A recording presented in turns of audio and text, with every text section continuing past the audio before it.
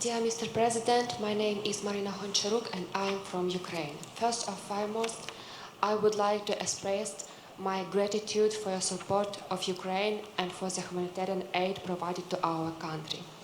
In addition to military aggression by Armenia, Azerbaijan is also facing an information war with the aggression country spreading misinformation to the international community.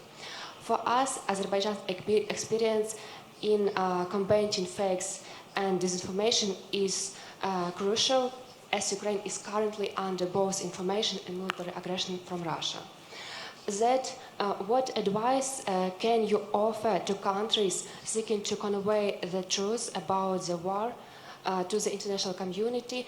Don't you think our two countries' civil societies representatives could cooperate on this field? Thank you. Thank you very much. Thank you for your words about humanitarian assistance to Ukrainian people. So far, we provided humanitarian and financial assistance worth 40 million euros, and this assistance continues. It's absolutely transparent and has a humanitarian nature. We implemented several social infrastructure projects in the city of Irpin and will continue to do it. So you know that Ukrainian children are visiting us regularly.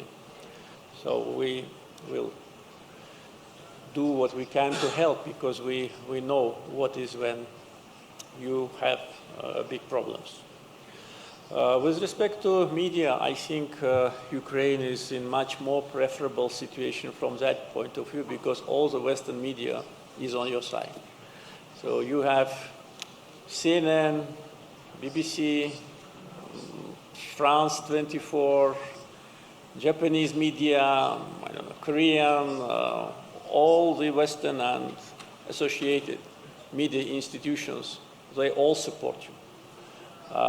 This is absolutely different from our case.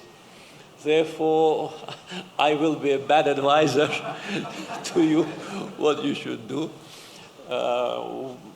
Of course, when there is a war between two countries, you cannot expect that the country with which you are at war would publish something positive about you.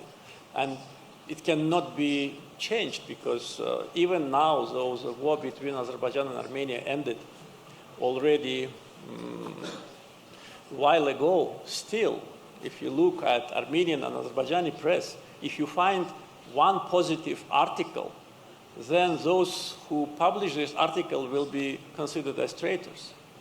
So you should not expect to have a kind of positive coverage from Russian press or press which is close to Russian approach to this position. But again, you have all the world press on your side.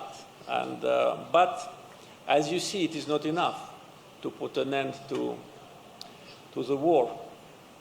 During the meetings in Oxfordshire, a lot was dedicated to Ukraine. I can tell you on the plenary sessions, on opening and closing sessions, 90% of the statements of the leaders were about Ukraine. So you have consolidated support, but again, it is not enough to stop the war. And also, as far as I observed, there are a lot of attempts of mediation, but it, of course, will depend on both sides whether they're ready to talk or not. I think to talk is always better than not to talk. During the times, if to bring a kind of a analogy to our case, during the times of our confrontation with Armenia, we had a permanent process. Yes, it was free from results, but it was a process. So-called former Minsk group, though we disliked what they've done, and absolutely fairly disliked, but it was a process, negotiations. I met leaders of Armenia a number of times, and the current and his predecessor and predecessor of his predecessor. I had to. Though those two predecessors, they were directly involved in war crimes against Azerbaijanis, including genocide in Khojaly. And you can imagine that for me it was not the pleasant case to shake their hand, but for the sake of peace and liberation of territories, as a president, I had to put aside all my feelings and all my emotions. When you are in these shoes, you should put your emotions out of your office. Did those meetings help us to restore the territorial integrity? I think yes. It helped us.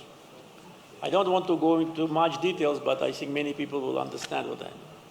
It helped us. And we got the lands when we were ready to do it.